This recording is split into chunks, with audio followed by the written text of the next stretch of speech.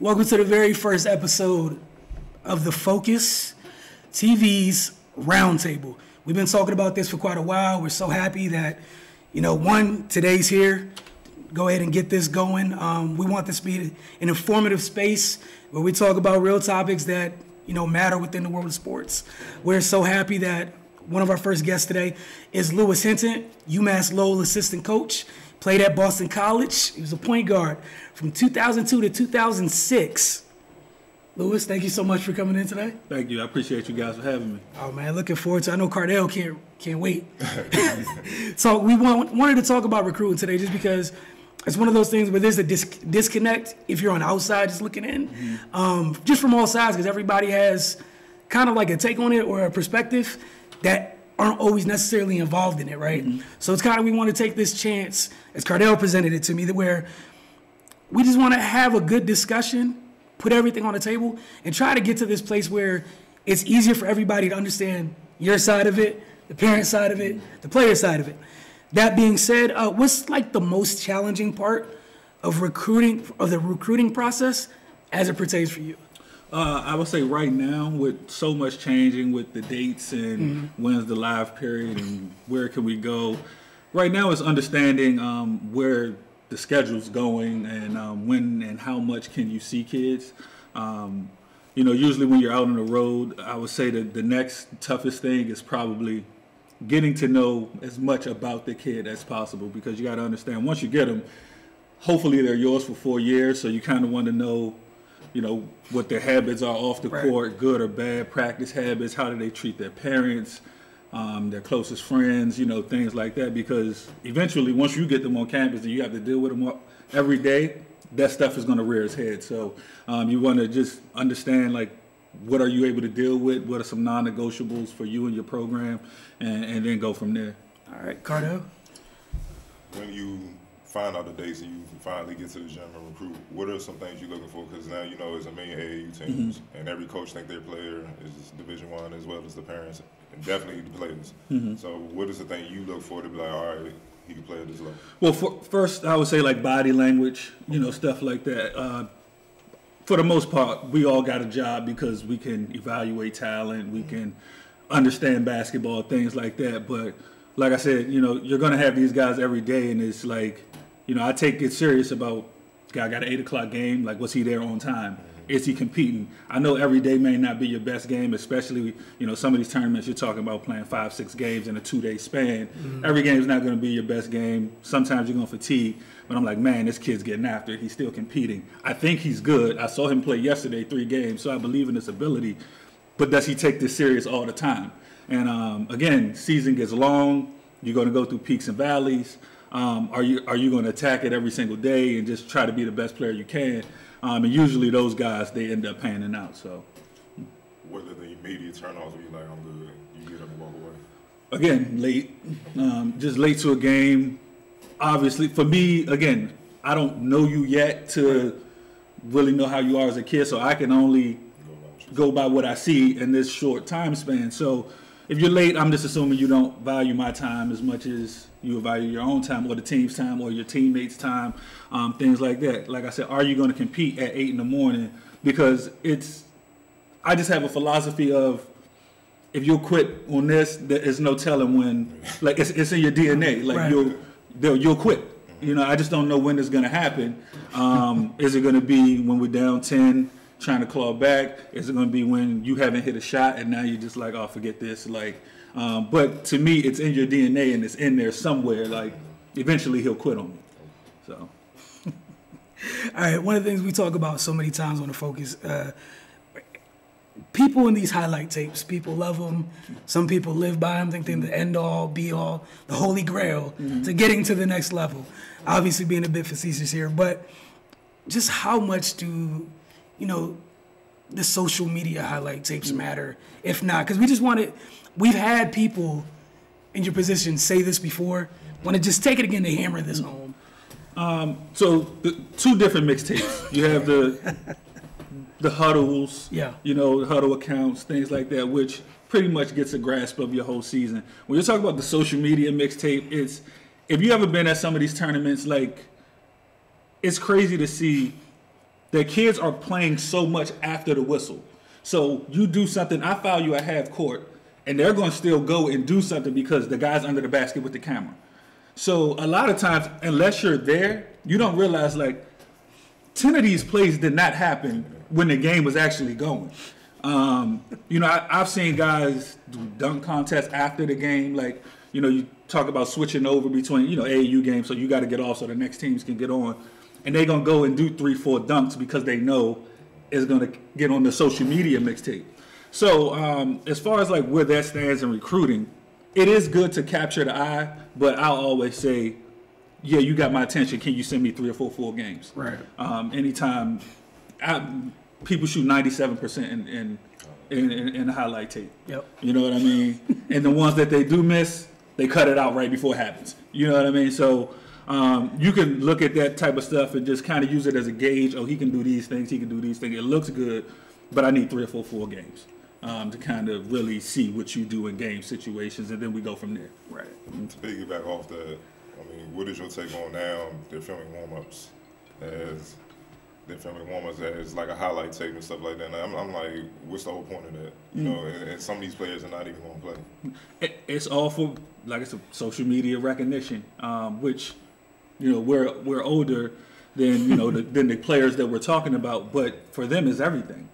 Even some of my players, I'm like, why'd you have to tweet that? Why'd you get involved in that topic? It's all because, well, it's going to get likes. It's going to get clicked on. I got 20 extra followers out of that. And it's so much validation for them that anything that they can have posts put out on social media, they're going to do it. So I don't put much stock into it at all. The whole dunk and then everybody jumps right before we go in the huddle and things like that. But for them, it means a lot to them. I think it means too much to them because it's all fake. Exactly. It's nothing real about it.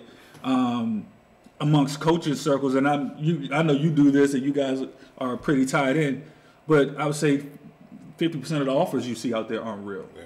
I had a question about that a little bit. They just throw it out there, blessed to have such and such and such and such. Like, then you start talking amongst coaches, it's like, no, like, we called the guy. Like, we called him. Like, I'm showing some interest. Yeah. They're not offering, like, anything, but social media. Like, if you don't mind, since you brought that up, can you explain that process of, issuing out an offer? For me, and the way that we do it at UMass Lowell, our coach has the utmost, respect and belief in what we can do as evaluators of talent and some of these young kids. But at the same time, you'll take a look at verbal commits. We don't throw out a bunch of offers because personally, I want it to feel important to the kid. If you go look at verbal commits, it kind of tells you what you got. So I'm like, okay, we got 1 scholarships and 37 offers out there. Like, does that feel special to the kid? Like, to know, right? So for us, and I don't even like to get into it. Like, I prefer the entire staff to get a look at kids. That's how we do it. Hey, I like this kid. I'm going to get my 3 or 4 game films that I talked about. Here, all of you guys watch it. Let me know what you think. Okay, everybody's on board. Let's offer the kid. Gotcha. Versus me just being an assistant at whatever tournament. I'm there by myself. I like them. Head coach hasn't even seen them yet. And then you throwing offers out there that, aren't really real unless the head coach signs off on it. And that's another thing I try to tell kids. When I really like a kid, it's, hey, man, let me get you on the phone with my head coach. Because it ain't real until, he signs off on it and he says, this is the kid, let's go get him.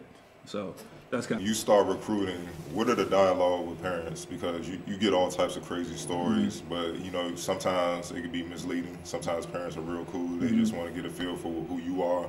And basically, are you going to take care of my kid? You know what I'm saying? But you also have the crazy parents. I don't want to say no names who, make national headlines saying, yo, my son, he need to start. They make demands. So what has been your experience with, parents? For the most part, parents have been great. You get to, certain situations, and it, like I said, it can be a life-changing experience for a kid, especially for a family who, if you have college aspirations for your kid, take sports out of it. I've been saving up for the last however many years to make this dream a reality. And I think from our standpoint, you're talking low to mid majors. Some of the kids that we recruit, you don't know what's going to happen until it happens. I'm not speaking for the kid that's going to Duke or North Carolina. You probably think from the 9th, 10th grade, they kind of know that they're going to be a college basketball player. So you come in and, you, so to speak, change some of these kids' lives. I'm like, man, I've been working my life to get here. A parent may have been saving up, for something for college, to realize, well, now that's a nest egg because he's going to school for free, and things like that. And I think for the most part, parents are great. For me, I just try to get to know the family, the siblings. I try to get to know everybody as well as I can. I go to their homes, I sit in their living room, I do all that kind of stuff because, again, I'm not a parent yet, but I can only imagine what it's like to turn your kid over to somebody else and they're going hundreds of miles away basically for 4 years. Like, you could probably come home in the summer for two to 3 months, and that's all you're going to see your kid for the next 4 years. Like, I would want to know what, as much as I can, about this coaching staff, the players that are going to be around my kid, your morals and values. So I kind of understand any question or concern a parent may have. Every now and then you're going to run into the parent who is overly confident in their kid. And again, I'm not a parent, so I can't sit here and tell you that I'm not going to be that. Like, right. When the time comes, that I'm just trying to instill this confidence into my child. And for some people, I think it's the best thing in the world for them, like, just to know I have somebody that really believes in me. I don't know if I can even say this on camera, but I think you're going to have somebody on here that it's a great dynamic of the relationship that they have and the confidence that one instills in the other to be the best that he can be. I think some coaches, you feel like it's an obstacle or a hurdle to get around to get to the kid, but at the same time, it's like, why are you trying to go around it to get to the kid? You need to go through the parent to get to the kid. So that's kind of how I look at it. And then at the end of the day, you just have to understand your university and what you can offer to a family or a kid, and be as transparent with that as possible. If they see that as something that's value in their life, they're going to, accept it. If they don't, they don't. That's recruiting. You can't win them all. Move on to the next one. So that's kind of how I feel about parents. I think it's once in a blue moon where you get somebody that's overly involved, and typically that's usually a parent that didn't play. Typically. To piggyback off that question, what did the dialogue with high school coaches? It's different from when we came up. Like, when we came up, high school coaches were still big. Like, you got to go through them to get to the player mostly, and then pretty much second to the parent. Now, they might not be a factor at all if they behind a parent, AAU coaches. So what are the dialogue with the high school coaches? I think that you're right. That has totally changed from when we were in school. But just from my background, I'm from the area, PG County. I went to Gwynn Park. I played at Boston College. I went overseas to play for 8 years, and then I got right into coaching. So I never got into the AAU scene and this, that, and the other. So all I knew was this: if this is how it's going to go, when you're recruiting a kid, you have to go through the high school coach. So it was a total shock to me my first year when they was like, people don't really do that, or you call the coach and be like, man, the coach hasn't called me in years. And I'm like, well, how did they get your kid? Like, that's just the way that, as far as I remembered it, this is how it goes down. So I understand, like, the AAU thing has gotten bigger. But from a low major to a mid-major standpoint, the worst that a coach can do to me is knock me out. As far as, like, I'm recruiting a kid and he says something bad and he can knock me out. So I go through those avenues just to make it an even playing field. I feel like my ability to grow a relationship with your player is going to speak for itself. Just don't knock me out. So I always reach out to the high school coach, the parents, the AAU coach. I ask the kid, one of the first questions that I ask is, who is influential in your life that's going to help you make this decision? Give me those list of people. I'm going to talk to them all. Because again, I feel like all you can do is knock me out Versus if it's an even playing field, I feel like I'm pretty good. Like I'll do what I got to do. I'll be where I need to be. I'll talk to whoever I got to talk to put my university in the best position possible to land the kid. And if everything's an even playing field, that's all I'm looking for in the recruiting process. And talking to a high school coach and all those things is really big to just keep that playing field as even as possible. So to still stay on the topic with that, but change it up. AAU coaches and now trainers. Now you got the trainers that's powerful. They like, nah, don't mess with them. Like you said, they'll knock you out. What's the dialogue with those guys as well? I think it's same. I think it all stems from that list of people that a kid is going to give me that says these are the people in my life that are influential. And I've had situations where all of a sudden, like the list was my mom and my dad, and then as we got going, it turned in what my trainer said call me. My AAU coach said give him a call. This person said give him a call. And typically, I'll do it. It's part of the game. It's part of recruiting. Right. I'll do it. And sometimes you can't go in there like, so pessimistic, because a lot of times now I have great relationships with some of these trainers who are training kids every year, all year round. And I'm getting a heads up on the next kid and things like that. So sometimes it works out for me. Right. And then sometimes you're like, well, where did all these people come from? At the same time. So I never heard anything about this guy. I've been talking to you for 6 weeks now. Where did this guy come from? And exactly what does he want out of this? And that's the other thing, too. Because some people don't realize it, especially when you're young, because somebody may be picking you up, taking you to the gym, this, that, and the third. It's hidden agendas out there, right. As far as people they're hoping and wishing, they got your best interests. They hope that you make it because they also have their best interests at heart too. And we see a lot of relationships go, especially in this area, we've seen a lot of relationships go south once a kid made some money and somebody felt that they weren't reciprocated the way that they thought they should have been. So, all right. So earlier, one of the things that jumped out, we talk about this a lot too, just from the competition standpoint, right? Talking about where, it's an era where a lot of kids, just a lot of people, period, seek outside validation for things. You're trying to recruit athletes with students, compete at a very high level. Mm-hmm. What's that like? Sometimes if you have a kid do you even entertain a kid is that like a non-negotiable if there's a certain level that they don't reach? From a competitive standpoint? I think so. I think those are some of the things you're trying to figure out when you're in recruiting, when you're at these AAU tournaments.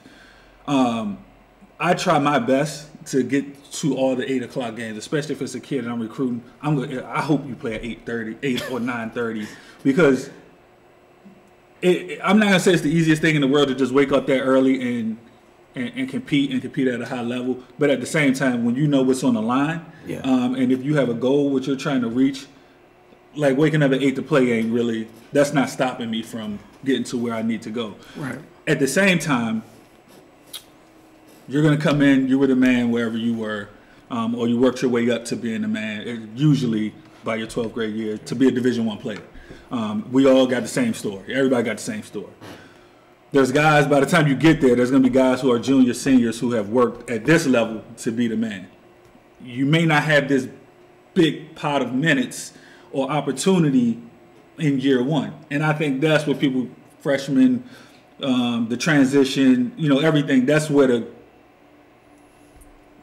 miscommunication usually happens. Right. Of like, I believe in you. I'm still the same coach that sat in your living room and told you this is how good I think you can be. And I believe that you're just not better than the senior right now. Right. But that's where that competitiveness kick in. I got no problem saying this. This is one of the stories I tell all of my kids when they start going through a tough time. When I got to Boston College, I played against Cardell in high school. He knows me. I know him. When I got to Boston College, I had a pretty good high school career, Capital Classic, All-Met, all that kind of stuff. The first 2 weeks in practice, I never got my butt kicked that bad by Troy Bell. He was a preseason All-American. My freshman year, he averaged 30. This is in the Big East. You don't see people at that high of a level averaging 30 points a game. he may be the all-time Big East leading scorer, him or Moulton, whatever. At least it's a DMV or a former teammate thing. One of them, I don't know. But it was hard, like, to be like, dude, everything I do, it seems like it's the wrong decision. Like, I go this way, he go that way. You know, I jump this screen, he pop back. Because he knows the offense better than I do. He's been doing this for 4 years. He knows what I'm thinking, and You're a step slow. I'm a step slow. He knows this, all this stuff like the back of his hand already. And I'm like, man, like, is this for me? Like, you know, but all this stuff goes, and anybody who tells you something different, like about that first couple of weeks in practice, like, they lying. So, but that competitiveness kick in, and it was like, man, I can't go back home, and people from the area looking at me like, oh, you went, but you couldn't get it, you couldn't cut it. And that's what kept me going. And I remember one day in practice, something clicked for me, and it was like a good day for me, and it was like, all right, this is going to be at least a back and forth in practice. It's not going to be me getting torched. And I had never been torched like that, like, ever. So, like, all right, like I said, you unsure, competitiveness kick in, and I think that's more where that competitive edge kicks in. Not when the lights come on, you know what I'm saying? Not when everybody's watching on TV. It's what you do day in, day out, because you're talking 13 scholarship guys on the team that got all the same story as you. Well, what's going to separate you? Are you going to quit when you get, you know, your butt bust or, you know, stuff like that? Or is that competitive edge going to bring you back the next day? And, you know, after yesterday it was a struggle. I couldn't get a shot off. I couldn't stop them. Mm-hmm. But today I'm ready. Like, I'm ready to do it again. And that's where that competitive nature kind of kicks in. Like you said, the thing about low mid-major programs, y'all have to develop players to a certain point where they can compete with the high majors eventually. Mm-hmm. But nowadays with the transfer market, high majors swoop in and take the kid once they get good enough. Yep. Like, and y'all don't even get that chance. So it's like y'all keep starting over again. Is it a detriment to you guys, or like, what are your thoughts on it? I think so. I think it's hard because that's, you know, to be honest, as a coach, it's always in the back of your mind. Yeah. You know, kid goes and does well. He's having a great season, and he's got 2 years left. Like, who's calling him? Who's texting him? Can't be with him all the time. Right. You know, who's figured out his social media handle and is reaching out through DMs and all that kind of stuff, because people do all that. So it is really hard. The best thing that you could do is continue to build those relationships, just like a woman, like a wife. You know, once you get her and you like her and she's your woman, you can't stop courting her. You can't just like, oh, I got it, now we don't go out anymore. We don't. So as I recruit them, like, just because you sign with me doesn't mean I stop working to build that relationship. A lot of our guys, again, at the level, you know, you're always building. You're building because I want to see those guys go and play 8, 9, 10 years, wherever they're going to go. So I'm always, you know, these are some of the hurdles that I went through. This is where I stumbled, and just I think they appreciate those conversations because they want to get to a level that I played at, and that allows us to continue to grow and build our relationships. Again, doing the same thing with their circles, you know, whether it's reaching out to their parents, their trainers, their, you know, stuff like that. That because you're gonna go. I don't care what anyone says. You're gonna go through tough times in college. And as a 17, 18, 19-year-old kid, everybody is going to, a thought's going to run. Let 2 weeks go by and you ain't hit a shot, and coach had to, maybe I got to put somebody else in, because you're a fool if you think that kid's not sitting in this room thinking, I should transfer. You know what I mean? I should go some. So it's all about continue to build that relationship. Come talk to me. Like, my door's open. Come talk to me. Like, something's going on campus, females, things like that. Come, like, having that relationship to come talk, and then, you know, just relying on that to hopefully by building that relationship is strong enough to keep them there. Right. And it's really tough to do, you know, when big Power Fives is coming in and they're like, you know they're gonna sell them the dream too.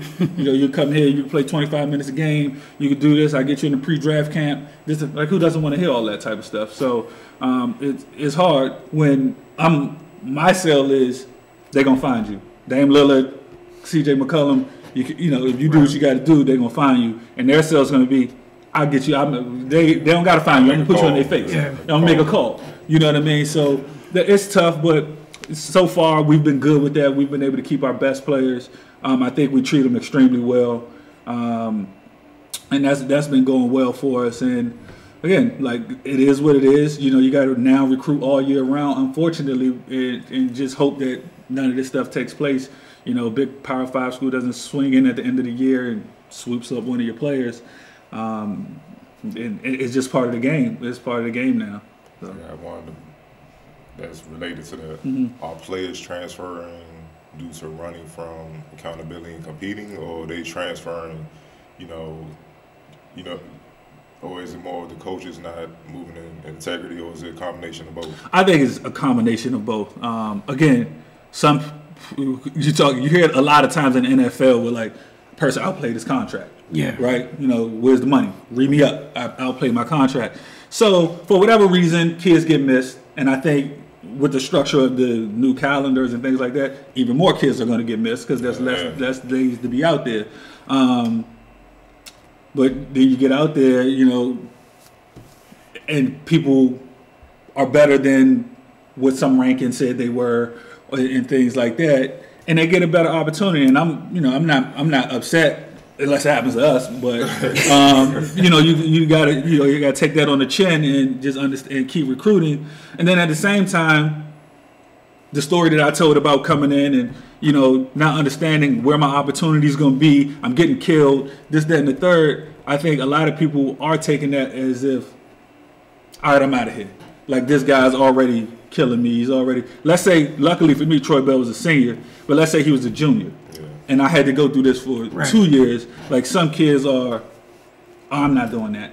Like, I'm going to go somewhere where, you know, where they basically going to tell you what you want to hear again, and you're still going to have to recruit. You're still have to compete again at the next school because, again, 13 scholarships, everybody's got the same story from high school, everybody's got pride, so you think by you going to another school, it's not 12 guys already sitting there, like, this guy, what do you think he coming over here and getting my minutes? Like, so you're going to still have to go through all of this stuff all over again.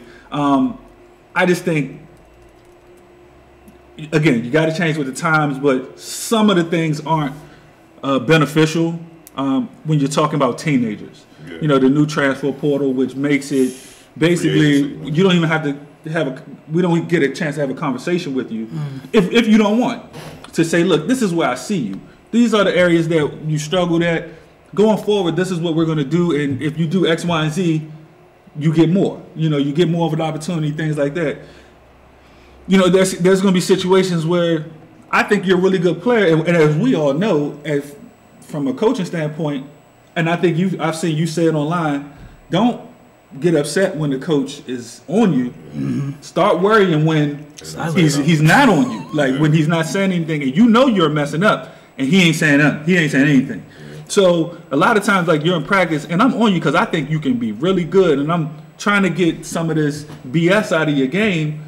And you take that as, coach don't like me. Like, he always saying something to me, you know, versus maybe he sees a lot of potential in you, and that's why he said something to you, because he know you can be better than what you're showing.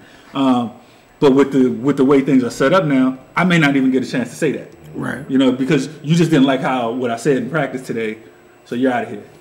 You know, so I definitely think it's a combination of both.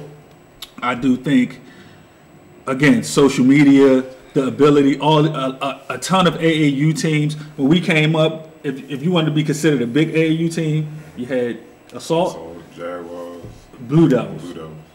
Now, and no knock to anybody, because some of these teams are, like, for example, I love district basketball. I love the way that they play the game. I love all that kind of stuff. But you're getting a bigger pool of guys that can say, you know, not to age myself, but I'm just talking to guys that grew up when we were playing.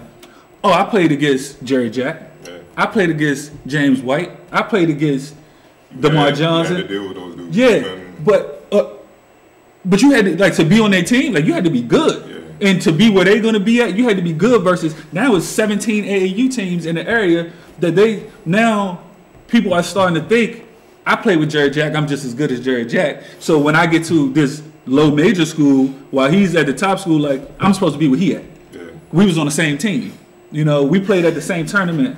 Like, he was on my Boys and Girls Club team, like, all that type of stuff. I used to kill him. Like, you know, that's how people see it, and they don't view it as like, yeah, you was on the same team. I say it all the time. One of my closest friends, Sherrod Ford, like, he was always going to get more opportunity than I am. He's 6'9". Yeah. He can jump out the gym, shot blocker, shoot threes, like this, that, and the third. Whether I can beat him one-on-one or not really don't matter, you know, because when the GM walks in the building or the head coach from the Power 5 school walks in the building, you think they're not taking a look at 6'9" first? They don't care that I beat him last night at the gym. You know what I mean? When they see him come over from a weak side shot block and all that type of stuff, and he's 6'9", hitting trailer threes and all that kind of stuff. So people don't understand that either. You just look at, oh man, when we played at such and such Boys and Girls Club, man, I used to fry him. You know what I mean? But that's not the game. Like, that's one-on-one and 5-on-5 and understanding how to do it under a whistle is something totally different. So I think even that part, and factor that in with social media, goes into the transfer thing, and I'm just as good as him and all this kind of stuff. So I'm glad you brought that up, because that to me, that's kind of what's missing with a lot of youth today that's balling, is just being competitive. Like you said, when we came out, it might have been like 12 AAU programs, period, in the entire area. Right. Now it might be 12 in one city. You know, it's that many. It's like, I mean, I know AAU tournaments that have like 300, 400 teams, and it's like 150 are from the area. I'm like, well, hold on, like, how many? You serious? And it's really, honestly, if you stayed all day, it's not really quality basketball for the most part. It might be a few teams that are, but it's just a lot of kids hoping, wishing, but they're being told they are, like you just said, and that's giving them a false sense of, you know, it's real. And then when somebody really tell them, like, no, you're just not that good, or, you know, then they depress and stuff like that, but it's just not real. So I agree with you say it, and that's why I'm saying today, the accountability factor is not the same. You have to, like, all right, Jared Jack. People don't realize Jared Jack had it in middle school. You know, like, I went to Little Baltimore. I was a year younger than him. He was all this in middle school, like 6 feet, 6'1" already then.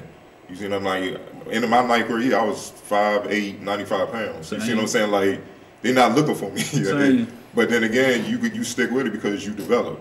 By the time I finished high school, I'm 6'3", 180. It's different now. It's like, hold up. We just kick it. So that's what happens, and that's what why you got to stay in the gym, and that's what happens, and that's why you say build relationships, because like, you know what, Louis a good dude, man. I know you go, no, you need to check out this guy. He been watch you all along, so it's great, man. But how's the transfer market a benefit? It's actually we've actually dealt with 2 transfers. One was the 5th year, when we first got the job, but just recently we had a local kid. Didn't work out for him at the previous university, and it came in. It was great for us. He came in. Sometimes, again, kid didn't work out for him. Readjust your whole mind frame, mindset. Was I working hard enough? He had put in this much time and work in his craft ever. Like, I'm talking to the point where, like, I'm getting worried. Like, all right, dude, I think you may be wearing yourself down for the season. But he's like, I fell on my face. Like, if I'm gonna do it again, it's not gonna be because I didn't put the work in. You know what I mean? If it's because I'm too tired, or, you know, I can live with that. But it's not gonna be. I don't want to be able to say that I could have did a little bit more. I could have, and it's literally like 3 times a day. Whether it's, you know, I'm in here for 45 minutes, real quick, knock my workout, hop in the shower, go to class, be back after class, then I'm coming at night. You know, he's going to be there 2 or 3 times a day. And it's totally panned out for him. He was an all-conference player. So that actually worked out for us. It didn't work out at another school, but you get him in. You know, like I said, sometimes guys readjust their mindset, and that was actually really beneficial for us. But again, it's part of recruiting. Again, you got to change with the times as well. You know, with us having so many local guys, I think it was an easy transition because he was at least able to come up and see, oh, I kind of know this kid. I've heard of him. I at least know where you're from, you know, stuff like that. And they were able to build a quick bond, and that's what it kind of benefited us this past year. So, what do you feel is the biggest disconnect in recruiting right now? I would probably say that relationship between, like we've talked about before, high school coaches, parents, understanding how it all works, understanding how fluid recruiting is. Like, even, you know, in our office, the board is changing every day. If guys are taking their craft serious, and I mean from a coaching standpoint, that means that we're always scouring internet, scouring the rankings, watching video, this, that, and the third. With that being said, there's always somebody new on the board. I think, and I hate to put it this way, I think the D1 or bust, kind of mentality, it can hurt a kid, but at the same time, I'm the same coach that I hate when my players say, Coach, I want to go do what you did. I went to play overseas, which to me it was a great accomplishment for me. But I'm like, why are we starting out with that? You know what I mean? And I'm like, nah, I see, and maybe I'm foolish, and I value the guys that we recruit too highly, because I'm like, no, you should be better than me. You should be able to do this. You can do this. I couldn't do that. You can do that better than me, and this, that, and the third. And I'm like, don't come in with, I want to play overseas, like, because I feel like you're selling yourself short.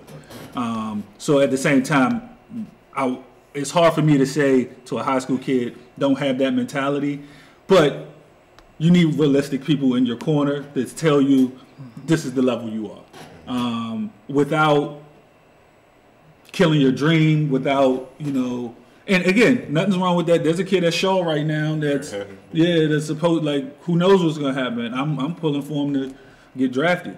But, to have, for a kid, I think, yes, you want to try to compete at the highest level possible. And that's what keeps your drive going. Most of us want to go to NBA, stuff like that. And that should keep your drive going. But you need people who are in your corner that's going to tell you the right thing. I remember, just a quick background, I played with Steve Matthews at Gwynn Park. And then the letters start coming in. Eventually the Boston College offers comes in, and we're talking about it. And he was like, outside of this, like, where would you want to go? And I'm like, like Duke, Maryland, North Carolina. He was like, great, but you're not going there. You know what I mean? I'm like, what you mean? Like, what you mean? He was like, look, the same conferences, you're going to play against these guys. Right. But they're Duke, North Carolina, like, I don't know if you know. And again, rankings and all that stuff, internet wasn't as big, so we didn't really fully know. I remember going to AAU tournaments, and after the fact, you like, man, somebody be like, remember we played at him at such and such? And I'm like, no. Like, I didn't know that was JJ Redick right there. I didn't know that was, whoever it was. But, you need guys like that. Oh, personally, I felt like I needed somebody like that so that I'm not out here in April, May, waiting for Maryland, Duke, North Carolina, when Boston College was right there, and they want you and they love you, and they see a big future for you, and they have you in the plans. And some people let that happen, and they get to now waiting on that, and then now you don't have what you had. Boston College is no longer there. Some of the other schools that recruited you are no longer there because you're trying to wish upon a star, and you left the people that loved you and really could see you fitting into their system for something that you were never going to get. So, you need people, knowledgeable people, and that's the next thing. You need knowledgeable people around you to say, this is probably what it is. Again, not to kill someone's dream, but that have been around the block some. And that's part in the transfer market that you see a lot of times is people's surroundings. You're better than that. Yeah, because you saw me do this on the high school level. Like, that's what you remember, me doing this on the high school level and getting 30 points a game. But again, you got to understand now, everybody here did that on the high school level. Now it's about fitting into a system. And you can still be a star, but college basketball is so much more system-oriented and built. Like, no one's giving you the ball and clearing out one side and just letting you do your thing. Like, that just doesn't happen. That's how I view it, and I think that's one of the biggest things when you talk about that. Like you said, Bobby Knight said it best. He said, high school, you showcase your talent, but college, you learn the game. And a lot of people just either refuse or don't want to put the time in to learn the game. And that's why they struggle. I know one of your mentors, Ed Myers and whatnot, used to coach at Georgetown, GW, Boston College. You've been all around the block.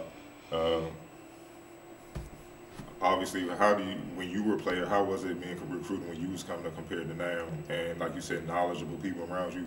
How big of an impact did the Myers have with you? Well, start with Ed. I think Ed was one of those people that he didn't care about the ranking. But he was all, if you know Ed is as blunt as it's going to get. Like, I mean, as blunt as it's going to get. Like, talk about being humble. Yeah. Like, he will humble you quick. And first conversation I ever had with Ed Myers, we were playing Towson Catholic. Mello was still there. They came up to our school for Christmas jamboree, something like that. And at this time, it was when they Nike reps and all that type of stuff was big. So I think Ed was a Nike rep, and you know, it was kind of his job to follow Mello, and wherever he plays, that's where he needs to be. So I played well. I remember this game. We lost. Mello had 31. I had 28. And the first thing he said, he was like, I mean, you could be a college basketball player, but you too skinny. You can't stand in front of anybody. You too weak. You with 155. And at this time, I'm 6'2", 155 as a junior, like really skinny. And I'm like, man, I just had 28, and this dude's the second-ranked junior in the country, and he didn't say nothing positive to me, you know. But from that point on, he invited me for a workout. Again, don't get in your feelings. Take the criticism. Next thing I know, he invited me for a workout, and that became like my closest mentor as far as having somebody. I'm from Glass Manor, Oxon Hill, Glass Manor, so I didn't have anybody that had been through this before, or you know, the best basketball players I know were still playing in the neighborhood. So I had somebody that he was the first one that told me, you're a Big East point guard. Like, he was the first person to tell me that. And at this time, you know, my best offer was probably George Mason, and they were still in the Colonial.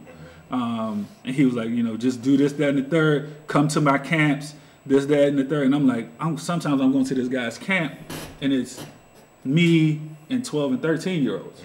Like, but I'm coming every day. Whatever he's telling me I got to do, and that's how I'm kind of working. And that's where that relationship built. And especially young Ed, like, he knows his stuff. And he was so plugged in that, you know, I'm indebted to him to this day. He gets me in the NBA camp. You know, I got it off his word. You know, not because the invite came in the mail and I was one of these, you know, invitees. I got it because Ed made a call and they was like, all right, bring him up. At this time it was at American University, so he could get me there. I go there. I play well. My team wins the championship at the NBA camp. And then the rest was kind of history after that. But, you know, just having those people in your corner, again, I'm forever indebted to him. And he actually knew what I was because he actually used to run a camp at Glass Manor. It just so happened that we circled back when I was in high school, and that's kind of how our relationship built. So, again, and what was the first part of the question? I'm sorry. No, I'm saying, like, how was recruiting with you coming up at that time compared to now? How's it different? So again, all that kind of stuff. It was really slow. You know, starting out as a sophomore, we had a really good team. It's kind of when I started getting a little interest. Just to throw out some names: the Charles Fords, the Sherrod Fords, the Seth Mitchells, Kellen Pruitts, Derek Seskers. You know, all those guys on the team. So we state championship team. I think we ended up with some national ranking and stuff like that. So it was kind of when things started. Then all those guys leave, and we stunk at Gwynn Park my junior year, so it kind of all went away. And then this was when the letters were big, so you were getting the letters, but never really talking to coaches, so I'm like, well, what is going to happen? Like, I didn't know. Prep school wasn't as prevalent as it is now, so it was like, you know, you didn't really know. It started, like I said, started with the more local schools, George Mason, George Washington. You know, schools like that were kind of interested, but didn't really pull the trigger. Or maybe they did, and I just didn't really know how it worked. Maybe it went through Ed, maybe it went through Coach Matthews and stuff like that. But I think right now, it's, and at least I was able to hide my lack thereof, you know, getting attention. Whereas like now, and that's why I think the social media stuff, again, comes in. I'm on a team with this dude. Like, I know every offer he's getting because he's getting posted every time. And, you know, certain people feel like, again, I played on his team. I'd be killing him in practice. I'm doing this, that, and the third. Like, I'm just as good as him. Like, where's my offers? And I think this is where all this stuff comes from. This is where all this social media, well, let me post my highlights. Even though we just lost by 17, I'm posting my highlights 7 minutes after the game. So that's where all that stuff kind of comes into play. And again, it was more so just continuing to just listen to Ed, because again, I don't know this stuff. Right. I'm just listening to people who have told me they've done it before. They've had this player before me. If I listen to them, I believe in them and I trust them that they won't steer me down the wrong path. And that's exactly how it happened for me. There was no special formula for me. It was just listen to the people that have done it before you. Wherever they tell me I got to be, whatever fundraiser they tell me I got to do, Katie did. I was king of the Katie did. To like on the highway to get to Eastern Invitational, to pay for 5-star, you know what I mean? All this stuff. Yeah, that was just like our era, though. Everybody did that. That's what I had to do. And it was like, they telling me this is where I got to be. And I just got to go there and I got to compete and I got to play. And it just all worked out for me. But I'm not naive enough to know that all kids don't have that. Yeah. All kids don't have Ed Myers to be like, I've coached this pro. I was at Georgetown. I was, walking in the gym prior to my workout and seeing Eton Thomas there every day, like, was a big deal. Working out with Deladon. I got the video. Yeah, Deladon, like, stuff Deladon. Like that. When I didn't even know who Deladon was at the time. And then now, like, she is who she is. Right. And just having access to that, you know what I mean, was big. And it's like, when you walk in, you see, like I said, Eton Thomas, Deladon. I mean, it was so many pros that would come through, Othello Harrington, like stuff like that. And it's like, how am I not going to listen to this guy? And that's it, again, there's no big formula. It's just listening to the people who have done it before you, trusting them with your career. And hopefully I'm not too long-winded, but just another thing with that, my original, when I went to Gwynn Park, it's not my area school, from Oxon Hill. I remember my mom tried to pull me off the team because I forgot to take the trash out. Stuff like that. And that's just how she was. You know what I mean? She told me to take the trash out. You do it. I didn't do it. So then now she's at the school talking to my coach like I'm getting pulled off the team. And it was him that had to talk to her like, listen, I don't know if you know. And at this point, I didn't even know. I don't know if you know, but your son's really good at basketball. If you, like, I got him. Like, he didn't take the trash out. Let me know. I'll take care of it. But you can't pull him off the team when, like, coaches is coming to watch and stuff like that. Because he was like, trust me, if you listen to me, he'll never have to pay a dime for college. And my mother went, okay, I'm listening to you right now, but if his grades slip up or there's another trash can, I'm coming at you and him. Yeah. And that's kind of how it went. And, again, my mother putting trust in the coach. Like, my mother, I don't know nothing about none of this. All I know is he didn't take the trash out. Yep. Like, all this college stuff y'all talking about, there was nobody in the neighborhood to be like, I've done it before. This is how you got to do it. So, again, we just put our faith in the people around us and trusted them, and that's how it worked out. Nowadays, there's a lot of moving parts. There's a lot of people involved where I don't think kids have a direct go-to for, listen, this guy's done it, just listen to him. Mm-hmm. But then it's these guys who do have these kids' ear, who kind of are seeking something too. Yeah. And that's where I think it gets a little muddy as far as, like, are we putting the kid in the best position? Are you telling him exactly what he wants to hear? Are you telling him what he needs to hear? Or are you trying to position yourself for whatever you can get out of it? Right. I think that hurts the kid as well. Okay. My last question for you, for players, players in a circle, what are some things that you wish they would keep a strong perspective on when it comes to college coaches in general? So just players, high school players? No, and in a circle, like when y'all come around, not just for you, but all college coaches, what are some things one thing you want them to realize and keep a strong perspective on, and realize, like, this is what we have to deal with as well. Consider this before, you go off the deep end of judges. Well, I just had this talk with our guys this week as they finished their finals this week and they're getting ready to head home. And it was something small, like, you see guys about to head home and you take a look at the dorms and the rooms and how they were left as they were getting ready to go home. And my conversation to them was, understand, for one, this is a job for us, right? This is how I feed my family. This is how we all feed our family. I can get, not that the dirty dorm was going to do this, but I can lose my job strictly off something dumb that one of you guys do. that I've talked to you about every single day, that you guys know better. But if you go and make this one silly mistake, my wife, myself, my savings account, like everything is in ruins because of something that you guys have done.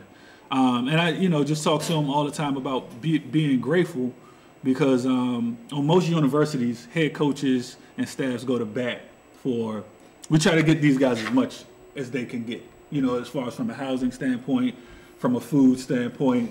You see guys and talking about, how can we, help them monetize off the game, whether it's through Pell Grants, whether it's through whatever you can do, cost of attendance, things like that, to try to make the college experience as good as you can for many of these kids. Because, make no mistake about it, especially when we talk about predominantly white institutions, a lot of those kids who aren't athletes are coming there with some money in their pocket. Right. A lot of the athletes are coming there with no money in their pocket. So you're trying to make this as beneficial and as likable and as much of a good experience as you can, so that those wealth gaps don't rear their ugly heads as you're going throughout these 4 or sometimes 5 years. So again, my thing is be grateful for those things. Our guys stay in some of the best housing that I've ever seen. They stay in townhouses.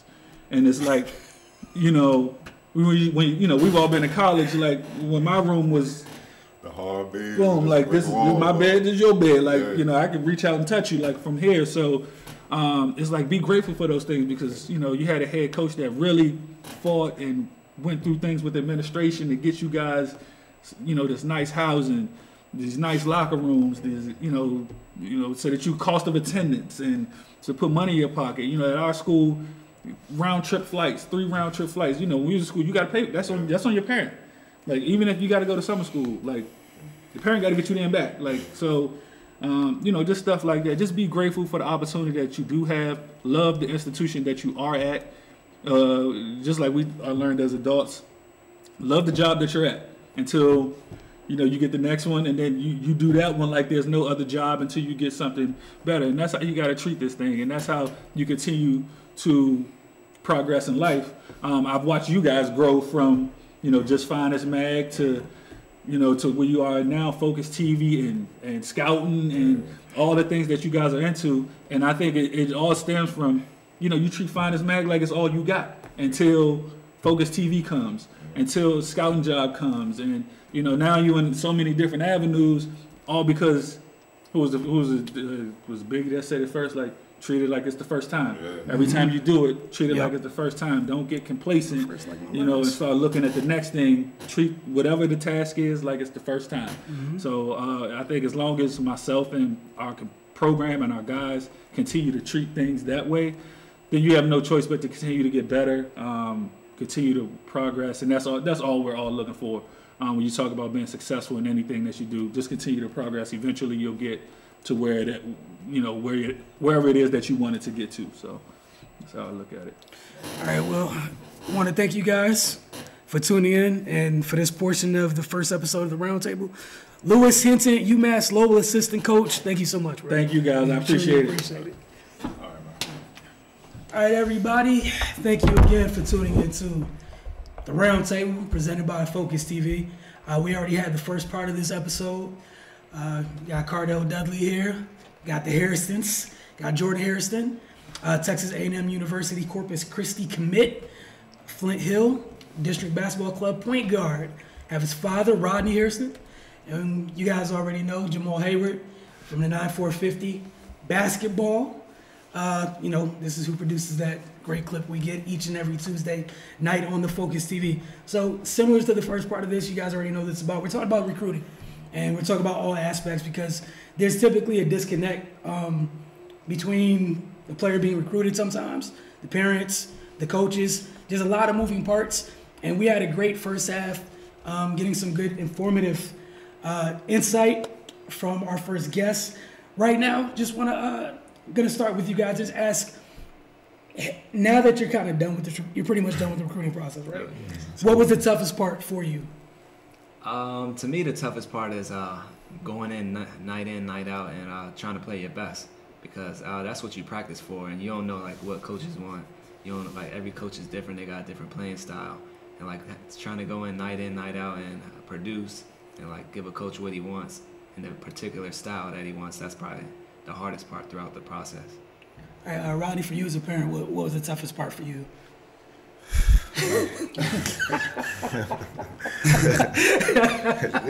This might take the whole show. Yeah, man, it's tough, man. Because as a parent, man, you know, I've been through the process. It's nothing like this, though. The way basketball is now, this process, you can't guess what somebody wants. Some coaches, they come see you, and they might be there for 2 minutes, and that might not be your 2 minutes. Right. And then all of a sudden, it's like, well, I don't see what I want. Mm-hmm. And so I'd be on the sideline like, you know, shoot the ball, like, catch it, do this, like stuff like that. But it don't matter, like, it really don't. Like, so it's been a very stressful process. But you know, at the end of the day, God kind of got us where we needed to go. I don't have to drive. You know, I put like 75,000 miles on my car in 2 years. I'm glad that's over with. I'm glad it's over with, man. All right, Jamaal, for you, you know, we've talked several times already today just about how recruiting was, you know, years ago to how it's now. Again, it's all the different moving parts. As a trainer, what's the recruiting process like for you, just period? Well, in regards to college, it's a little bit different now because, you know, media and social media plays an aspect now. What I tell kids a lot is if you're whatever level of college you're trying to play at, you got to treat it like a job interview. So you always got to put your best foot forward. So like Rodney said, you know, a coach might come for 2 minutes. That might be 2 minutes where you are pouting in a bad attitude. You know, some coaches stay for 2 minutes, some coaches stay for a whole game. Regardless of the fact, you still have to have your best foot forward. So body language has to be in check. Got to always be playing hard on both ends. You can't just be looking to score. You can't just be looking to play defense and not do everything on the offensive end. Because at the end of the day, what wins games is points. Even though defense is important, but you got to put points on the board. So again, you just got to, you know, play hard on both ends. And like Jordan said, it all goes down to your preparation. You never know what a coach is looking for. So you just got to be prepared for whatever style they have. Jordan, obviously your stock blew up over the last year. Numerous D1 schools all came with offers and whatnot. What were some of the things you were looking for yourself when they came knocking? Whatever school like gives me the best opportunity to better enhance myself in the future. I really love this game. This is what I want to do. I want to be a pro. And whichever school like really wants me, gives me that opportunity to reach that next level while still helping their program. That's the school I really was looking to choose, and that's what I found out over these past couple of days. Okay, same question. Yeah, you know, as a father, you kind of want to make sure that your kid goes somewhere where somebody wants your child. You know what I'm saying? He know he has to do the hard work. He's been underrated. You know, he's had to climb these mountains. He's done it. So I'm not worried about that part. I just want to make sure he went somewhere where he was going to be around someone that was going to teach him the basketball part, but also teach him how to be a good young man, grow into a real good young man. So you want to make sure he's going to that scenery. And we found that with Coach Wilson at Corpus Christi, so that kind of made me feel more comfortable sending him off, you know, to Texas. What were turn-offs for both of y'all?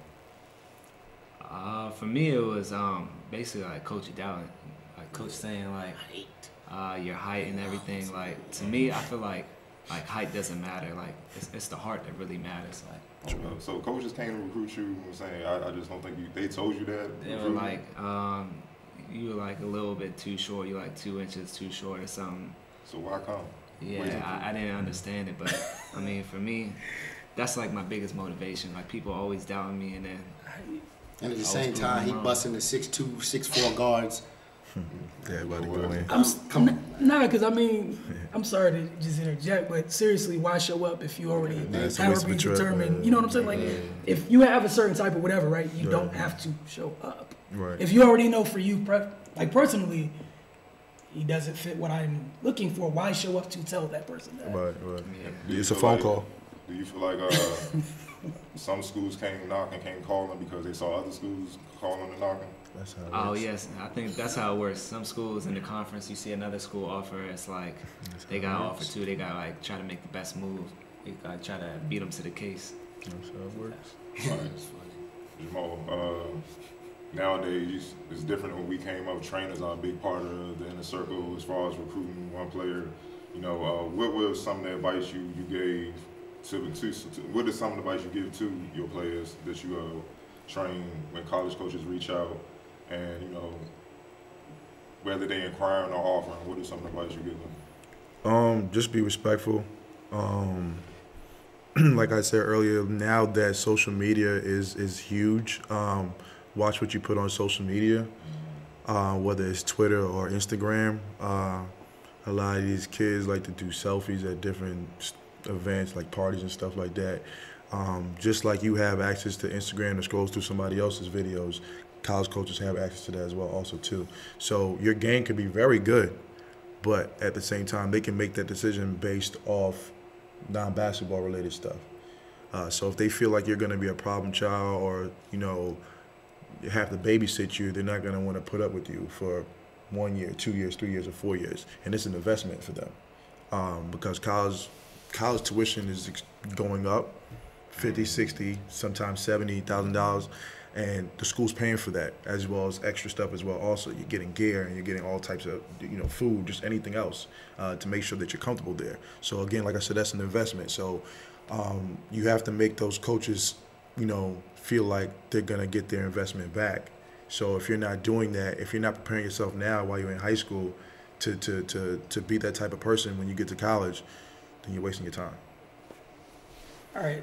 One of the things we talked about in the first part of this was just in the relationship with coaching staffs and prospective players.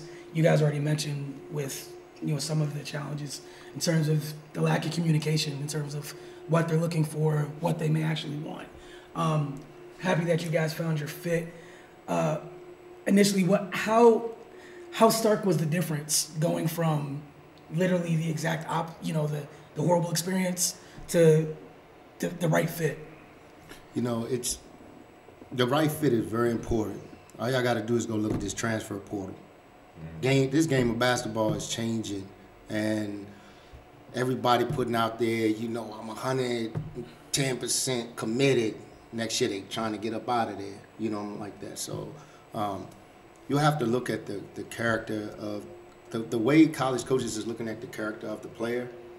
As a parent, and what I've told my son is you got to also read the same way you reading when you're playing defense and you're reading the offensive man. You got to start reading people and finding out what their character like. And so when we started, like with me, I need to either know you cool or you messed up, but I can't be in the middle and trying to figure it out. And that's the same way with him. So coming through this process, we got to the point where we was like, okay, is this coach going to be a good coach?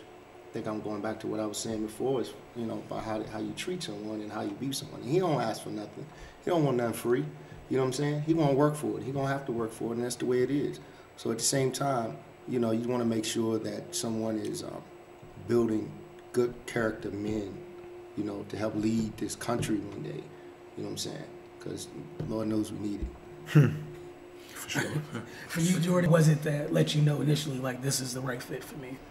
The coaching staffs was like constantly reaching out. They had their players reach out, their coaches reach out. They would reach out to my family, me, my high school coach, my trainers. It was like a constant effort, and like you can tell like that stuff doesn't happen every day. When I went on official there, they had me meet the president of the school, the AD, and I was like my coaches and stuff. They were like, this doesn't happen to like regular like players. Like normally coaches don't do this. And I like factored it all in together, and I was like, yeah, this school is probably the best fit for me, best school to help me excel. This is a question for all three of you guys. What do you feel is more important now? High school performance or AAU performance? That's it. I mean, I'm going to say both, but because times are different, like you said earlier, where AAU didn't play a factor into it back in the day when we played, AAU is more important now. And it just coincides with the college team schedule. You know, when high school season is going on, so is college season. So you're rarely going to see college coaches pop into high school games just because, you know, they're flying from city to city at times, you know, going playing different games, especially when it's conference play. It's just almost impossible. So AAU coincides with their off season, so, you know, those live periods are important. It kind of sucks, but that's just the way it is now, where AAU is more important, because I feel that AAU is not as organized and there's not much teaching as it's supposed to be, as it is in high school, where you're with, you know, 4 different coaches that, if we're going to be honest, they're getting paid to coach you, as well as AAU. You never know what that coach's situation is. They might be doing it for the free bono. So they're doing it out of passion, and some will like to do it that way, but some will just be there just for the gear, just like the kids are. It might be an Under Armour team, it might be a Nike team, it might be an Adidas team, and the coach might be looking at a situation like, oh, I get a free sweatsuit, I get some free shoes. You know what I'm saying? Just keeping the same mentality as the kids. So they're not there to actually help the kids, they're not there to teach anything to the kids.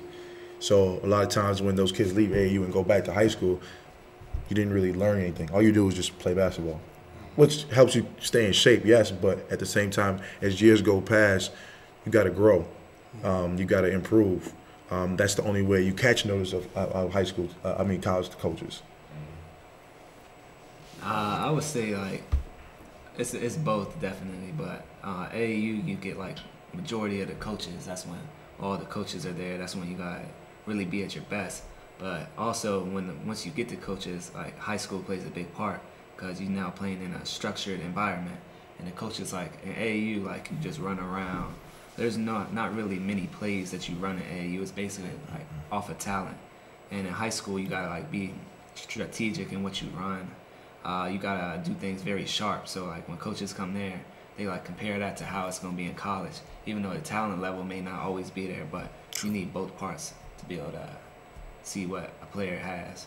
I mean, you're with a high school coach for like 8 months, and then all of a sudden you switch over to an AAU program, and you're there for like 4 months doing spot tournaments and stuff like this. You have to find a good fit. And people are rotating this and that. So you have to really find a good fit. And we've been blessed enough to be on some good programs. And like this summer, you know, we was trying to figure out what we was going to do, this and that. We was blessed enough to get together with Coach Devin Williams for the district basketball club, and they welcomed open arms with him. And you know, we've been good. He's played with New World, Team BBC, played with a lot of different things. You know, coming up, take over back in the DC Assault kid. We had all different types of AAU things that we did with, but it's like this AAU game now, man, it's like it's crazy. Like it really is. And you know, you see, and this Twitter stuff don't make it no better. It's about the dollar. Like it is, you know, and the shoe companies are taking this away from the high school coaches. Think about it, high school coaches spending 8 months running track, lifting weights, classroom, making sure your grades on doing all of that. Exactly, 100%. And then you get out into AAU, it's like who's the most athletic, who's doing the best dunk, you know, and this and that. And it's like, you know, it didn't change. The game has really changed. With Jordan, the school I met you at, that was public, right? Flint Hill private or public? Private. Private, so, but it's a more well-known program. So when you transfer, how did that help your recruitment? Because I saw Richmond in the crowd when I first met you. Nothing really came. Then like a year, fast forward, you got many offers. I'm like, you got sharper, your game got sharper, but you was doing a lot of the same stuff then. So what changed with the college coaches? It was really that summer. I feel like I had like a very good summer, got a lot of good experiences. But playing alongside somebody like Qadis Wahab, who brings in a lot of coaches, there was definitely more coaches like in the off season. It was because my previous summer and Qadis Wahab and the other recruits we have there at Flint Hill. But playing along people like that, going against other like high competition guards that's in that conference that also brings coaches, that's like more exposure. So like public school, it was great. A lot of accolades. That was like the start of where like my recruitment process started. But then flipping the coin and going to Flint Hill, that's when the majority of the coaches started coming in, and that's where it all finished up at. Yo, he sat there. He said it was a hard decision. So all he do is go to sleep. I drive, and I'm on the phone talking. I said, look, it was hard leaving Flint Hill. And you was there. You saw it. You know, like he played good. Player of the year, regional player of the year, first team all state. You know, and I'm over here like, shoot, you don't want to go for 2-time player of the year? Like, I'm thinking like that, this and that. And Coach who's, you know, is a good guy, good coach and this and that. So he sat there and we was in the car and he was like, he said, Dad, I don't care about the accolades no more. He was like, because it's not what they want. He's like, I care about winning. I care about winning championships, this and that. And he was already working out with Q. And Coach Duvall and them, they had him working out and stuff. And all of a sudden, when you start bonding with people, it's a wrap. And once I said, it's your decision, man. You got to own it. He said, I want to win a championship. And that's what he went there and they did it. All right, the last thing, one of the things that stuck out to me was how important it is to have informed people in your circle when going through this. One, how has that helped, and who are those people? For me, it was my family. I got a lot to say about that. Well, Go ahead. Yeah, it was definitely my family. They're the ones that always had my back growing up and everything. My mom, my dad, they basically pushed me every day. So I really relied on them the most. My dad did a lot of hard work, a lot of effort, put a lot of miles on his car, and I'm thankful for that. But it was my family, and really, you just gotta like trust in God. Like you gotta believe, like even when like things may not seem or like are going your way, like you could be like in the darkest time, but the brightest stars shine at night, and I feel like God has really helped me throughout this process, along with my family and then the support of friends and loved ones. And I was the security. So, like, people call me what they want to call me. I was the security. You see me in the stands, I got passion. Like I tell people, you know, I done cursed LeBron James. I was cursing James Harden out last night. He don't even know it. Like I'm in the living room and I'm going this and that. But you gotta have a village of people. We've been blessed enough to have a village of friends, good friends and stuff that've been around. You know, I could go on and list all the guys. They all know who they've been there. And you also, one of the things, we have good trainers. This is one thing like with Jamaal. He probably, you can attest to this. Like when you have a good trainer that believes in their kids, they also they're gonna protect you. They also gonna talk to you like they your dad, they your father, making sure you ain't doing no crazy stuff. You know what I'm saying? I know you probably do that with all your kids. You know, you ain't. It's like if they doing something wrong, you probably snatching them back. Like hold up, you know, this and that. So you want to surround yourself with trainers like Jamaal, people that got that type of, you know, like caring about your son, you know, and the athlete and you as a person. Before we let Jamaal go, because I know he's ready to go. I was going to say, that part that you just mentioned with Jamaal and obviously having a good village, a good support system, did that make it easier for you as a parent to kind of just fall back, not to fight the temptation to get too involved or overly involved? In some cases, man, that was a day-to-day thing right there, man. It's like how I woke up. It's hard because I mean, at the end of the day, it's your kid. You know what I'm saying? That you brought him in this world, so you're gonna have some sort of protection over him, even though you want other people to give him advice. So he needs to hear another voice. But at the end of the day, you brought him here. Because Jamaal could pull him to the side, say the exact same thing I say, and he ain't gonna talk back to Jamaal. He ain't gonna mumble his lips. He ain't gonna say nothing to make him go crazy. Right. So I actually would use people like Jamaal. I would use people. I use people like that, man. Because you know you ride with him, you rock with him, and stuff like that, and you believe in him, and you deal with people who believe in him. You know what I'm saying? Like that's why I'm real grateful for Jim Couch. I'm real grateful for going up there. I'm real grateful for all these tournaments and that, because in most of the tournaments, right before it's like, well, I don't know. After it's like, hey man, let me get your number, man. That kid, it's that, and it's like, okay, but that's life. That's a part of life. So it's a day-to-day thing. But I would use people like him, like you guys, to be there to make sure, because all we want to see is everybody, you know, like be successful in everything we do. True. Because the Wolves were definitely certain when he killed up at Jim Couch. They were like, yo, now how can I'm like, dog, he good, man. Sure. He came up here, do his thing, go back home. Right. And the funny part is some of the same people out in this game and stuff like that.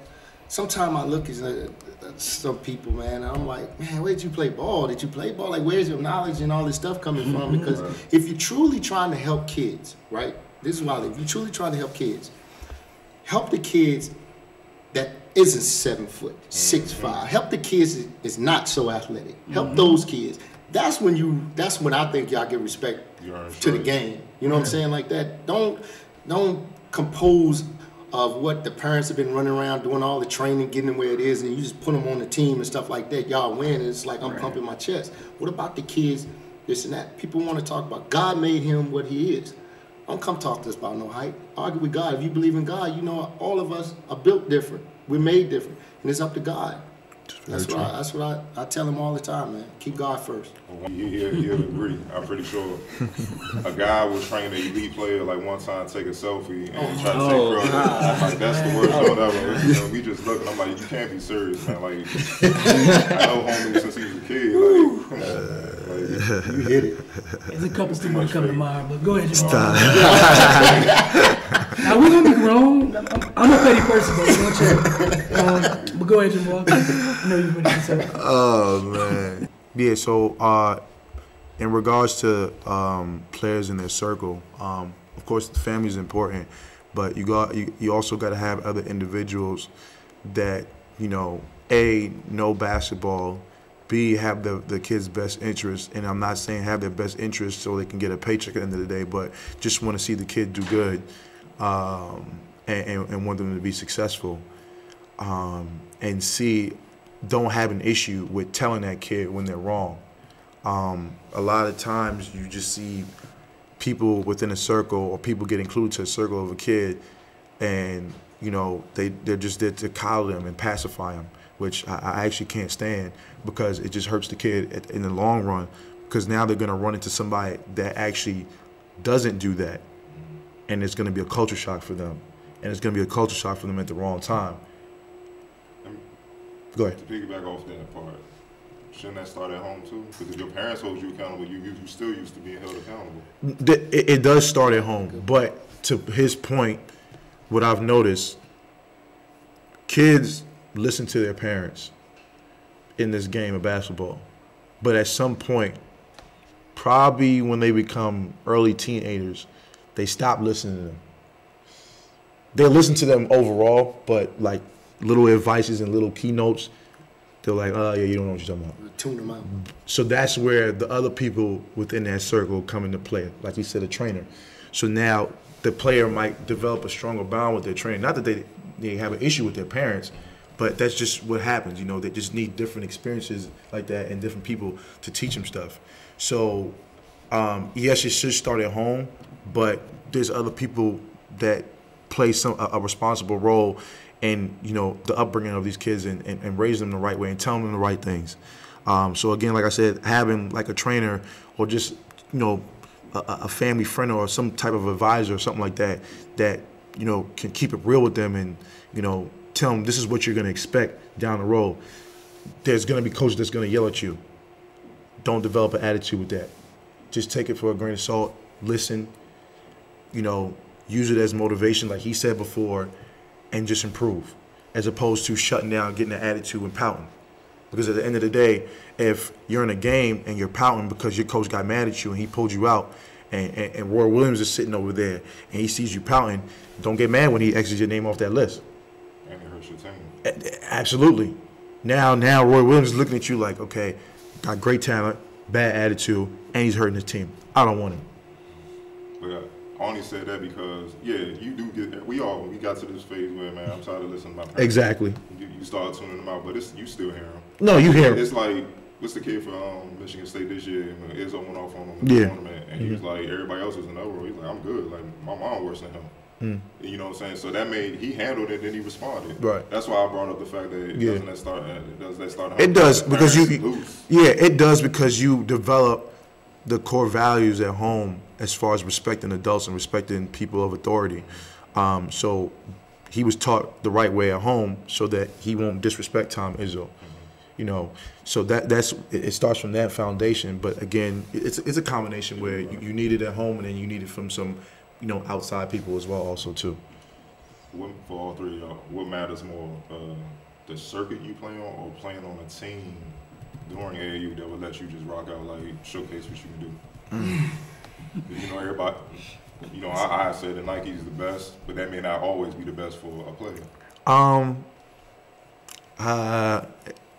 I'm gonna say the circuit you play for, and I'm gonna say it because the circuit you play for nowadays is gonna attract good players. I'm always a fan of. He was underrated. It might be 2 or 3 people, guards or bigs, that just are pulling in coaches. That's where he can catch their eye. As opposed to being on a team that's just going to let him rock out, that's not pulling in coaches. Now, I'm not saying that coaches are not going to see him and not see him, just walk around the gym, see him. But when a coach comes in, he's the only good player on his team. Whereas I have a team under Nike that has 4 or 5-star recruits. Who do you think that coach is going to go see? They're going to go see that Nike team. They all around. Exactly. They're not going to go see him. Some will because they want to find those diamonds in the rough. But again, I'm all for him being 3-star, 4-star, whatever, with 5-star athletes. And because those 5-star athletes on that team, Kansas, Kentucky, North Carolina, the Michigan States are going to be there to watch him. They don't necessarily know about him. He does well. Oh, he's on my radar now. And on Nike, it ain't the assistant coach, the head coach, front row coach. They right there. Exactly. Exactly. I would say the circuits. Nowadays, social media really presses out that circus is like the big thing, and that's where like all the coaches and everything is at now. I mean, you don't want to be on a team where you don't play at all because that's not going to benefit you. Mm-hmm. But being on a circuit definitely helps you. Mm-hmm. It's like it's a tough balance between that because like he's played on the circuit. He played on Under Armour after his freshman year. Played on Adidas the last 2 years, and it's kind of crazy. He played against Zion Williams guard. He played against Davion Dotson guard. So you see all of these people right there, and if you happen to have a good game, shout out to Team Durant, but I got to bring this up for exception. With the district, which is a good team where it's a good family. So you kind of get some of that stress off. When you get on them circuit teams, it's totally different. It's different. But we played Team Durant a couple weeks ago, and he dropped 26 in the second half. If we and the game was up in Maryland somewhere where we was playing, and they got some real good players and they tough. They just knocked off the takeover first loss, and they tough. If we on one of the circuit floors with him on there with the circuit game, we all might be having a different discussion right now. If all those coaches was there and saw that game, this and that, it's a whole different thing because it's like, what do you do for me now? Right. This and that, So but at the same time, you also want to be able to have a good organization because some of this stuff is unorganized. It is. That's why I like the district. They're real organized. For that new world. So it's a balance. For all three, when you advising players in the recruiting process and when you were being recruited, how much did y'all look at the transfer portal? Because it could be a school you like, and all of a sudden at somebody in college, they sign them real quick, they play point guard, you like, oh man, I don't know, I might have to scratch them off the list. So how big is the transfer portal thing, the transfer market now, and in recruiting right now? It plays a very big part in what school you choose because basically you're looking at your spot and like who's in front of you, who's ahead of you. Nowadays, like coaches want like older players, more mature players. So they're looking at transfer portal and then like they'll tell you like based off that how they're gonna move forward with you. So if you see a guard that goes in your spot, I mean you may like the school, it may be the greatest thing ever, but you get there and you're not playing, it's not benefiting you at all. It's basically just you're like a regular student at that point if you don't get to shine. So you gotta pick the school that like best fits you and like you see the guards like in front of you and like the coach. Really, you're in a good situation for yourself. I turned down 5 schools over this last week for visits and 2 that wanted to make an offer, because it was, what I heard in the conversation was, we got some kids, you know, that's left. We got some kids, you know, that might leave. So I told him, I said, look, I don't want my son just to be coming to a school to be a roster spot. You know what I'm saying? So I advise people to weigh that situation. Like I don't even want him to go somewhere just to be a roster spot, whatever, and then they recruiting over you. You're like, you don't want to do that. You look at this transfer report, there's over 800 and some kids there. You got, he's against 2019 class. He's against the transfer portal, 800 and some kids. He's against JUCOs. He's against preps. Like, that number is big, and it's less than 1%. That's, yeah, exactly. International, yeah, exactly. And there's only 1% of kids that play Division I. Are players transferring due to running from having to earn their spot in the roster spot? Or is it about coaches not moving in integrity and keeping it real? Because that goes on too. Both. I'm not sure if you guys I saw there was an Instagram post of the Incredible Hulk. Yes, I know. You saw that? Yes. Yes. Yes. So there's a picture on the left and there's a picture on the right. And the picture on the right, I mean on the left, was Incredible Hulk dressed up, shirt and tie, with glasses. And that was the description of college coaches when they're recruiting you. And the picture on the right is the Incredible Hulk with the shirt ripped off, pants ripped off, at the bottom, you know the rest. So that's why I say it's the combination of both. They put their best foot forward when they're recruiting you, and they can easily switch up after the fact. It has happened. I do believe the latter has happened also too, where kids do run from adversity and competition. But that's something that's developed throughout their childhood, AAU, and their circle, where people are pacifying them and telling them, oh, you went 0 for 20, but you still had a good game. No, you didn't. Exactly. Yeah. No, you didn't. You played like trash. Yeah. But they don't want to tell them they play like trash because they're scared that that kid will go somewhere else, or that kid doesn't want to hear it and they know that kid is sensitive. No. Let him break out that sensitivity by telling him you play like trash. Because guess what? When you get to college, your college coach is going to tell you when you shoot over 20, you play like trash. If you're still in the game. Exactly. No, right. Exactly. So allow them to be comfortable with hearing that from time to time when they are doing bad. But they're not used to that. So now when they come into this adversity later on in life, pack my bags, let's go running. Same question, what do you feel is the biggest disconnect in recruitment? Yeah, I just feel like just being upfront, and because some of these people are connected with certain organizations, certain AAU programs, this and that, and they want this kid, so they'll recruit that kid. You know, they'll give a scholarship because they're trying to get that kid. It's some, you know, there's some things. Are you really looking at the talent? Are you really looking at what this kid could be, and all that stuff like that? So, you know, I mean, shout out to AU. I'm glad to see you. I'm sorry for this. I mean, keeping it real with people, for real. The coaches, they just gotta keep it real with you. It's no point in like entertaining you and like getting your hopes up, and then like at the last minute like wasting your time. Like that whole process isn't what was the point of all that if you just like if that's not what you're about. Like keep it real with the players so like they know what's going down, because it makes it a harder decision if like they get your hopes up, other coaches get your hopes up, and then later you find out, oh, this coach wasn't what it was supposed to be. So now you got to go to these other options and be like, oh, so which one of these is better? And maybe a coach do the same thing. But if they like keep it real with you from the jump, and like throughout that process it's the same way, and it doesn't like change up, or like when you get to college like change up on you, and now make it a whole lot easier for kids to understand and better prepare themselves for the next level. I mean, that was pretty much well said by both of them. I will say not to overpromise. not to overpromise.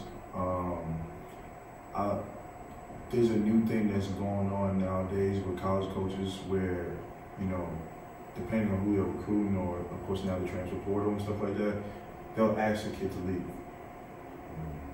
They ask kids to leave. So, and they'll try to get into another school and stuff like that, but they'll ask kids to leave. So you never know what happens in that original conversation when you originally recruited that kid and what expectations you set for them. Because at the end of the day, your word is your bond. So if you tell X, okay, you're gonna do this for our team, we want this from you, we want this from you, this is your expectations, and then it doesn't pan out that way, that's you over-promising. So to their point, you just gotta be honest with them. You know, we want you to come in. I'm not gonna promise you a starting spot, but I'm gonna promise you minutes if you earn it and play hard. That's as honest as you can be. Because at the end of the day, college basketball technically is a business because of the amount of money that it brings in. You got to put your best five out there and extras as far as the bench players to produce results, to keep your job, to keep money, to keep yourself, your place within the conference that you're in, and just keep, you know, the competitiveness within your school. So just don't overpromise. And I think, you know, with college coaches, you know, just being honest with the players can only respect it. Well, I want to thank you guys for coming in. Definitely a fun time, very informative. And again, congratulations that you guys are done with this process. But again, we got Jamaal Haywood here, Jordan Harriston, Rodney Harrison, Cardell Dudley, Wilson Sarpey Jr. Thanks to Rodney. This has been the first episode of the Roundtable, presented by the Focus Team.